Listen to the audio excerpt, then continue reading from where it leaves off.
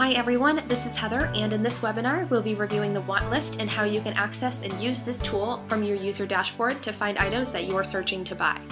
First, let's go ahead and log in by entering our username and password. Right away, we are taken to our user dashboard. The dashboard allows us to get updates on treasure chest listings, receive new messages, and see a scheduled list of auctions.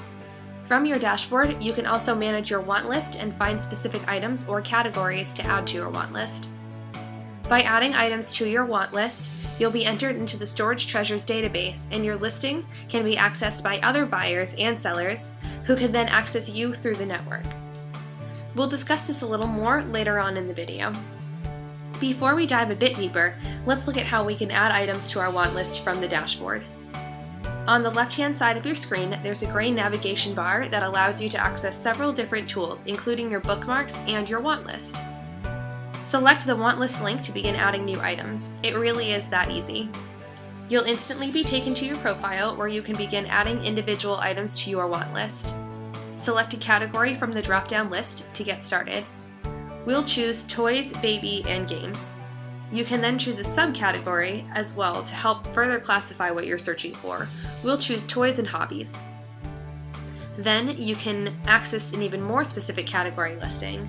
For example, you can choose action figures. While the subcategories help you communicate what you're looking for, only the first category listing is mandatory. The other two can be added to help give the seller a better idea what you're interested in. Then you'll need to enter a specific item name. Let's say that we'd like to find a Groot action figure from Guardians of the Galaxy. Lastly, you'll need to select whether you're looking to buy or sell this item. If you mark that you'd like to sell this item, the listing will show up for other users when they use the want list search tool, but we'll talk about that later.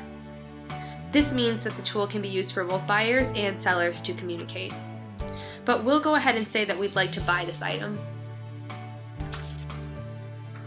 Once you've created the listing, you can edit it at any time or choose to remove it. Now let's take a quick look at how a seller is able to easily find you and your item and get in touch with you. In fact, you may find that as you get more familiar with Storage Treasures tools, you'll often be both a buyer and a seller. At the top of the page, we can access the search bar that allows us to find everything from auctions to items and even user profiles, all from the same page. We'll go ahead and select Want List, and this will turn the button orange. Then we'll enter the term Guardians of the Galaxy, since Groot, a character from the movie, is very specific, and someone might not think to enter that right away.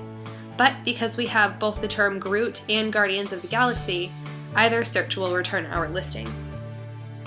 Once we choose the right category and enter, we'll see our listing. As a seller, we could then view this user's profile or add them to the network, then send them a message. The network tools and how to use them will be discussed more in another webinar. So there you have it. Now you're prepared to add as many listings to your want list as you can think of, and soon you'll be getting messages in your inbox from interested sellers.